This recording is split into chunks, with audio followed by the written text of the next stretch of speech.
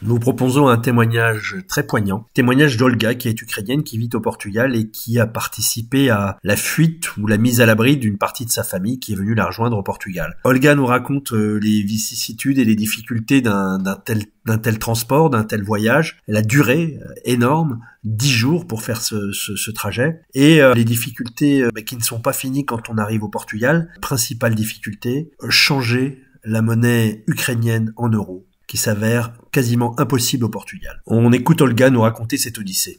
Nous sommes en compagnie d'Olga. Olga est ukrainienne, elle vit au Portugal depuis fort longtemps. Et dernièrement, elle a participé au sauvetage, à l'évacuation d'une partie de sa famille. Et elle a accepté de témoigner pour nous un petit peu, pour nous raconter cette odyssée à travers l'Europe suite aux événements que l'on connaît tous. Bonjour Olga, pouvez-vous nous expliquer d'où est originaire votre famille et comment se passe l'évacuation quand on vit en Ukraine, comme votre famille dans une zone de guerre? Bonjour, oui, ma famille est d'origine, comme moi, de l'Est d'Ukraine, de Kharkiv. En fait, ils sont tous réveillés avec les bombes le 24 février, donc c'était le choc pour tout le monde. Ils ont tenu une semaine sous les bombardements, sans l'eau et l'électricité. C'était très très difficile et à bout d'un moment, une partie de ma famille a décidé de partir. Donc il a eu de chance de prendre le bus d'évacuation jusqu'au centre du pays. Et là, ils ont pris le train qui est allé jusqu'à la frontière. Et au moment où ils sont arrivés, 12 jours et demi dans le train, ils sont arrivés à la frontière avec la Roumanie. Donc c'était pas prévu comme ça, mais bon, c'était pas prévu du tout partir. Après, Une fois arrivés en Roumanie, donc comment ça se passe? Ils arrivent à la frontière, mais une fois qu'on est à la frontière, qui vous accueille? Comment on fait?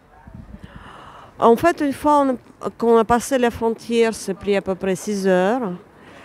De l'autre côté, il était accueilli par la volontaire roumain qui les aidait de prendre le bus jusqu'à la première station du train. Et du train, ils sont arrivés jusqu'à Bucarest. Parce que de toute façon, je suis déjà été à Bucarest, comme j'ai appris qu'ils vont traverser les frontières roumaines. J'ai pris un premier avion pour aller les chercher. Donc c'est plutôt bien passé. C'était long, mais c'est très bien passé. C'est combien de jours entre le départ de Kharkiv et l'arrivée à Bucarest? À peu près 3-4 jours. 3-4 jours de voyage dans les bus et les trains. Bus et les trains qui sont affrétés par le gouvernement ukrainien, qui sont gratuits, ça c'est important de le savoir. Et une fois arrivé à Bucarest, comment on rejoint Lisbonne? Mais de Bucarest, l'idée était de prendre un avion pour toute la famille, mais le problème c'est qu'il n'y avait plus de place. Les billets étaient super chers. Donc le train c'est pas facile parce que quand on ne parle pas de langue, le voyage est assez long, donc c'était beaucoup plus facile de chercher les billets de bus. Grâce à l'aide de connaissances des amis qui nous a guidés à Bucarest, on a réussi quand même à prendre le billet de bus de Bucarest jusqu'à Madrid parce qu'il n'y avait pas le bus direct de Lisbonne. Donc 3 jours dans le bus, arrivé à Madrid. Et de Madrid, c'était un peu plus compliqué. Donc on avait aussi les billets de bus. Je suis allée chercher à Madrid. Mais à cause des animaux domestiques, donc c'était pas assez facile. Donc la moitié de famille sont partis en bus quand c'était prévu jusqu'à Lisbonne. Et l'autre, elle était accompagnée par le bénévole ukrainien qu'on a trouvé sur place, qui quand même gentiment proposé de loger les 2 personnes dans la nuit avec le chien pour les ramener à la frontière avec le Portugal le lendemain. Et de ce côté-là, on a des amis qui sont partis les chercher à la frontière. Donc finalement, à bout de 10 jours de voyage, la famille est arrivée à Lisbonne. Donc un périple compliqué. Et une fois arrivé à Lisbonne, comment ça se passe? Parce que plein de démarches administratives, plein de choses à faire. Comment est-ce que c'est organisé du côté portugais? Mais du côté portugais, c'est très bien organisé. Donc, il y a des centres sociaux qui s'en occupent, qui nous a proposé l'aide de premier jour pour remplir tous les papiers, pour les faire les demandes d'ACEF, pour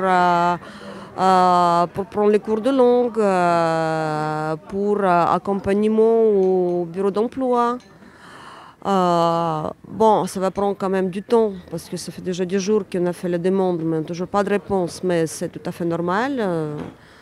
Voyons le nombre de personnes qui arrivent au Portugal. Donc en espérant ça et en espérant que c'est plus difficile, ça va être l'intégration évidemment parce que les gens ne sont pas prévus de partir en catastrophe. Ce n'était pas dans leur plan. Donc je pense qu'il faut passer cette barrière de choc et essayer de s'intégrer, d'apprendre de langue, de trouver un emploi. Le plus difficile, ça va être pour le logement parce que de toute façon, même avant la guerre en Ukraine, le logement au Portugal, c'était un poids faible. Donc actuellement, je ne vois pas vraiment comment ça peut être les résolutions. Sauf qu'ici, les Portugais acceptent de loger les réfugiés. Et on verra. Et le plus dur, c'est évidemment pour la partie de la famille, parce que vous avez une partie de votre famille qui est restée sur place. Et là, vous réussissez à avoir des nouvelles. Comment est la vie quotidienne? La vie quotidienne, elle est toujours difficile. Donc la ville reste sous le bombe. Ça dépend des jours, des nuits, des matins. On vit à la seconde, on fait ce qu'on peut et on garde l'espoir. Merci beaucoup Olga pour ce témoignage. Mais je vous en prie. La French Radio, Portugal.